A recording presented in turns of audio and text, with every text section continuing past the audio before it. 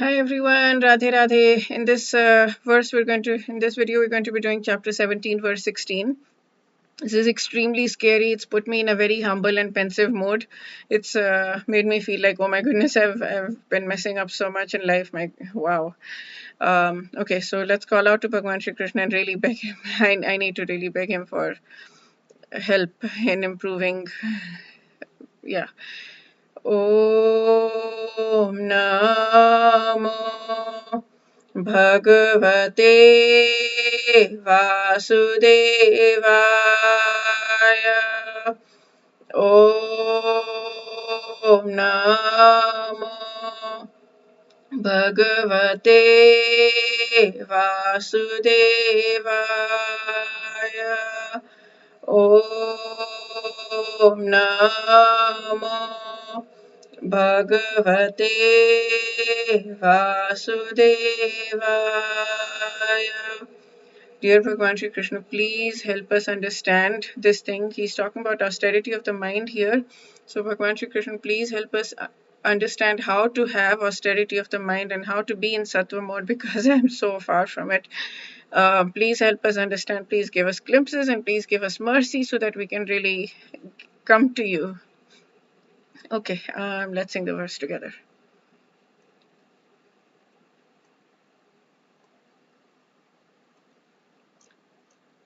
Mana prasada samyatvam maunamatma vinegraha bhava sanshuddhiritetat tapo mana samochyate.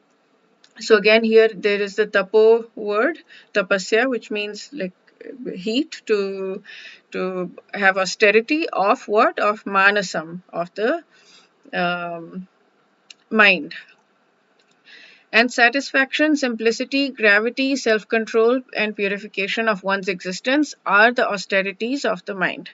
To make the mind austerity. Okay, so here is the things. I've had some glimpses of some things, but like it's nice to have this.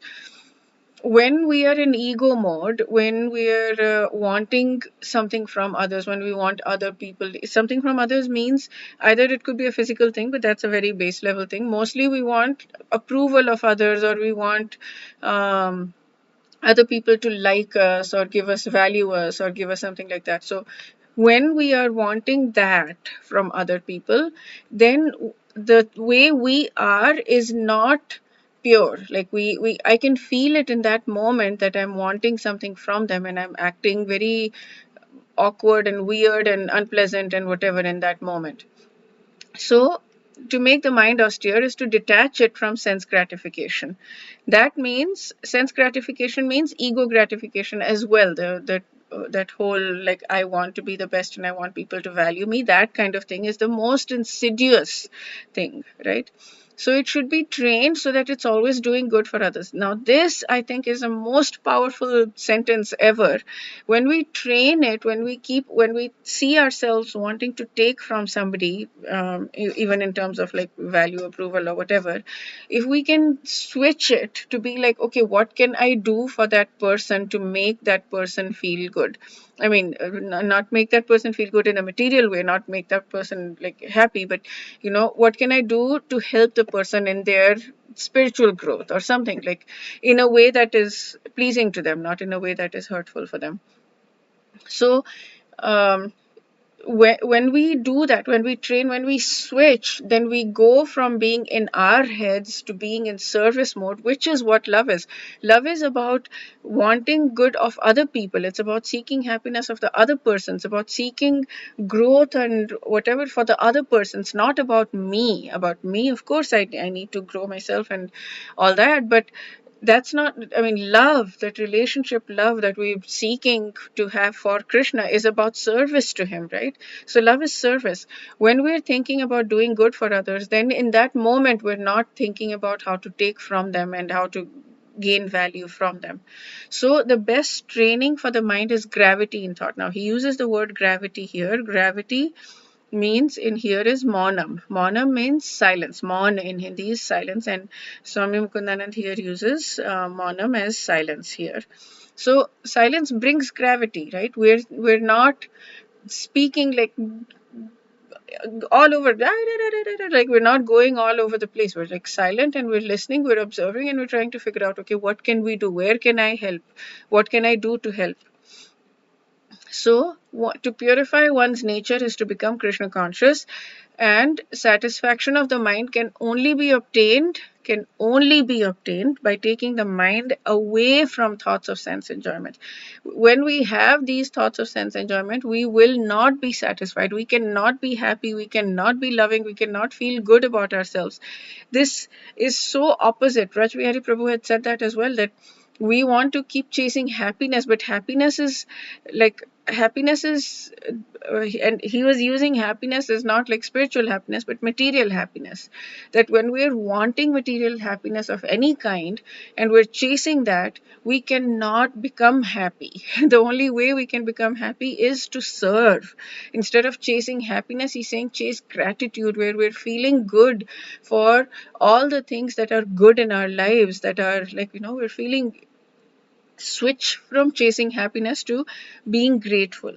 The best course is to divert the mind to Vedic literature, which is full of satisfying stories, and we can take advantage of this and become purified, and we can think of the welfare of all. And silence, he uses monam, silence here, which means always thinking of self-realization. How do we silence even in the mind, eventually when we're practicing our mantra meditation, our chanting of the Maha Mantra, then that's what we're doing. So all these qualities constitute austerity in mental activities. And I really love both of these commentaries, which is like really out of this world. So austerity of the mind is higher than austerity of body and speech. And when we learn to master the mind, body and speech automatically get mastered. But the reverse is not true. If we master the body or we master the speech, the mind does not get controlled. But if we control the mind, then everything gets controlled.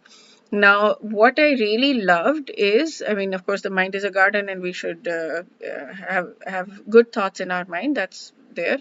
Um, Although right now there are my mind sometimes in specifically one situation feels like in most ways I try to make it a good garden, but in one particular situation I'm like, I want to hold on to this garden, this like wilderness of weeds and thorns and serpents and scorpions and poisonous stuff. I don't want to, but anyways, that's okay. So yeah, this is the most important thing that I found here. People imagine that their thoughts are secret and they have no external consequences because they dwell within the mind, away from the sight of others. That is so not true, because their internal character and their external personality is forged by the thoughts. That's why when we look at someone, we can say, I trust this person or I don't trust this person, because all of those thoughts inside, they are visible outside. The body language, the expressions, everything, the words, everything that comes out comes from those thoughts. They're shaped from those thoughts. So if our thoughts are not good and pure, then they will be shaped in that way where it's visible to others. That's why people write oh fool on the forehead of a king, so and then there's this thing, your thoughts becomes words, words become actions, actions becomes habit, habit becomes character, character becomes destiny. So thoughts are very important, but not just in terms of what we achieve in this world, but also it's visible on our face. People can see. We think that we're like hiding them, our thoughts, and nobody can see, but people can see, not in terms of necessarily that particular thought, but they can see overall, like this, yeah, this person is trustworthy, this person has good thoughts, this person has a good character. Thoughts are things basically, and each thought has consequences, and thought by thought we forge our destiny. So let's try to veer the mind away from negative emotions and make it dwell upon the positive sentiments. So that garden of thorns that I have right now, I need to work on that. I need to pray to Bhagwan Shri Krishna, please help me remove that garden of garden of thorns from my brain. This is motivating. This is helpful. Okay, hope this was helpful for you as well. And this was very emotion inducing in me. I was like, oh my goodness, I have a long way to go. Okay, I wish you all a very beautiful day. Radhe Radhe.